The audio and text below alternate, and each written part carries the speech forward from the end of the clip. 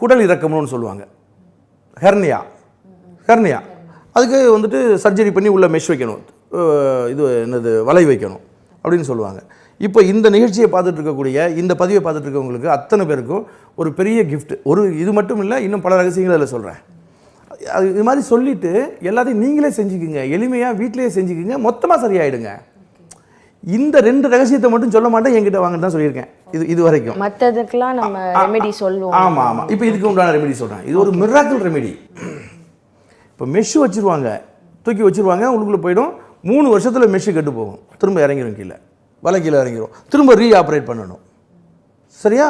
அது தேவையே இல்லை, அந்த ரிஸ்க்கே வேண்டாம் உங்களுக்கு. இப்போ எருக்கஞ்செடி, இந்த நிகழ்ச்சியை பார்க்குறவங்க எருக்கஞ்செடி வந்துட்டு விஷமானதாச்சே, இப்போ யூடியூப்பில் போடும்போது இது விஷச்செடியாச்சேன்னு சொல்லி சங்கடப்பட்டாங்க. சங்கடமே இல்லை, விஷச்செடி அது விஷம் இல்லை, அதோடய பால் தான் விஷம். நான் சொல்கிறது வேறு, அது மருந்து தான். சரியா? ஒரு டவுட்டும் வேண்டாம், இல்லாட்டினா அவ்வளோ ஃப்ரீயாக சொல்லுவேன்னா. அப்போது எருக்கஞ்செடியுடைய வடக்க போகிற வேர், அவ்வளோதான். வடக்கு போகிற வேருக்கு வீரியம் அதிகம். எந்த ஒரு மூலிகையிலையும் வடக்கு நோக்கி போகக்கூடிய பக்க வேர் வந்துட்டு வீரியமான சாரத்தை உடையது, அவ்வளோதான் அதில் உள்ள விஷயம். ஒரு எருக்கஞ்செடியுடைய வடக்கு போகிற வேர், அதை ஒன்றை எடுத்துகிட்டு வரணும். தண்ணி ஊற்றி மண்ணை வறண்டிட்டு மண்ணை எடுத்துகிட்டு அந்த வேரை மட்டும் கட் பண்ணி எடுத்துகிட்டு வரணும். சரியா? எடுத்துகிட்டு வந்து மேலே உள்ள தோலை கழுவிட்டு மேலே உள்ள தோலை மட்டும் சீவிடணும். சீவி எடுத்துகிட்டு இப்போ இதை கொஞ்சம் 4-8 நறுக்கணும். நறுக்கிட்டு ஒரு மிக்சியில் போட்டு கூடவே 6 பூண்டு பல் 6 போட்டு பிளெண்ட் பண்ணிங்கன்னா சக்கையாக வந்துடும்.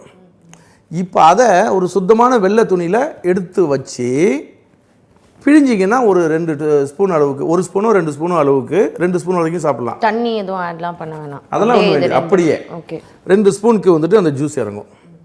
பிழிஞ்சிங்கன்னா அந்த ஜூஸை சுத்தமான பசும் தயிர், பசுமாட்டு தயிர் 1 கப்பு, அதில் இந்த 2 ஸ்பூன் ஜூஸை போட்டு மிக்ஸ் பண்ணி காலைல வெறும் வயிற்றில் ஒரே நாள் ஒரே டோஸ் சாப்பிட்டா போதும்.